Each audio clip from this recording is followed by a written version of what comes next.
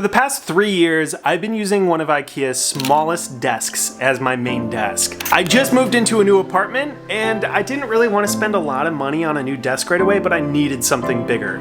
So I went to Amazon, I bought one of the cheapest desks I could find. I think this was $130. It's a stand-sit desk, it's 4 feet long, and I honestly couldn't be happier with it.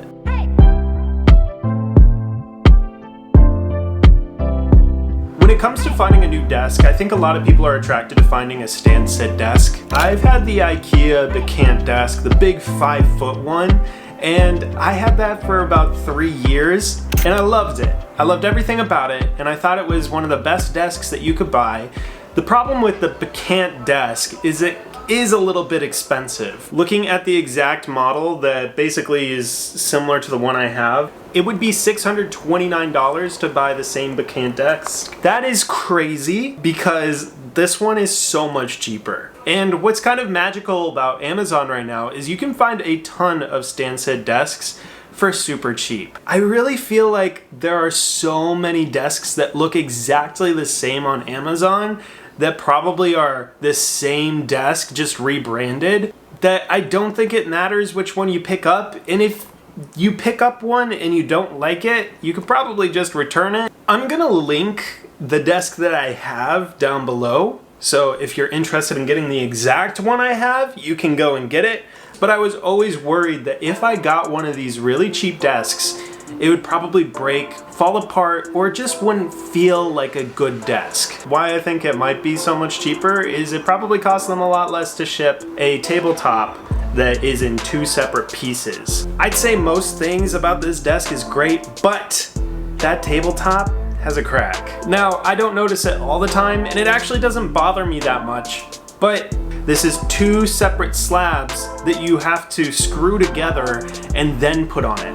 I mean, unless you're gonna get a big desk mat that's gonna cover your desk, which would be a great idea, you're gonna be seeing this crack on your desk. Now, a couple more things about this desk that isn't perfect. The tabletop is nice, but it's that regular, cheap tabletop desk feel. When it's not at its tallest point, it's a pretty sturdy desk, but when you have it extended all the way up to the top, the desk does wiggle quite a bit.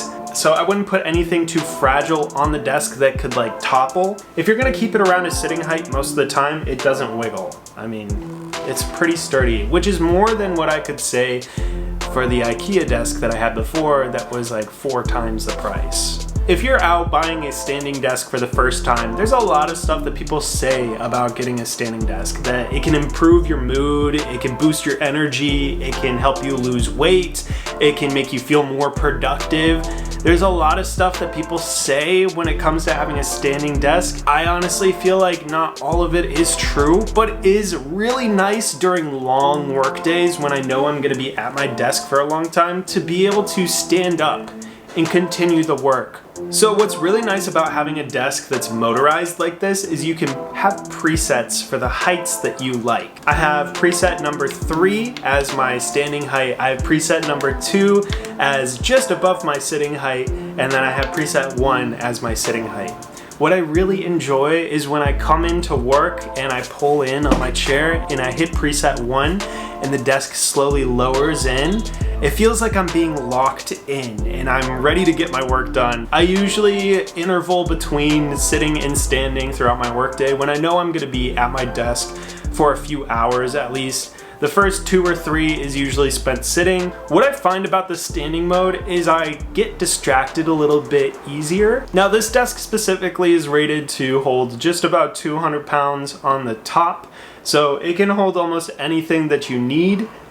That's about the same for most desks on Amazon, so that's not special to this one. On the bottom, there are hooks and there's cable management. It's really nice to have my headphones around all the time without taking up any of the top desk space. Now with cable management, it's really funky, it's really cheap. I just put a power strip in there, plugged in everything that I want to use, and I just kind of leave it and don't touch it ever. And just one thing to note, when you have a powered stand-sit desk like this one, it does take up an extra socket. Usually it is a big power converter that goes onto that, so the big block on the end of mine is the desk. The sound it makes when it's raising and lowering is really not that bad.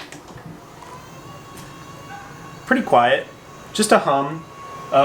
If somebody's in the room, they know you're raising or lowering this desk, but for the most part, that's not that loud. I can still talk to you while this is raising and lowering. I'm happy with the desk. It's a fairly cheap desk that I found on Amazon. When I bought it, I figured that I'd be returning it immediately afterwards because it was so inexpensive compared to so many others that you just figure that it's gonna be bad. I'm happy with this desk. I plan on keeping it for a while. Definitely recommend it if you're looking for something on a budget that is a stand-set desk that is motorized and has presets, has cable management and hooks for your headphones. I highly recommend it. I think that it's great. It makes working long hours a little bit easier. If you're looking into getting a stand-set desk, I think that it's a good choice. If this is your first time seeing me, thank you so much for clicking on this video. I am a smaller YouTuber. I make vlogs here in New York City. I do a lot of videos about content creators, and I also do reviews. So if that's something that interests you, please subscribe to the channel, and I hope to see you in another video.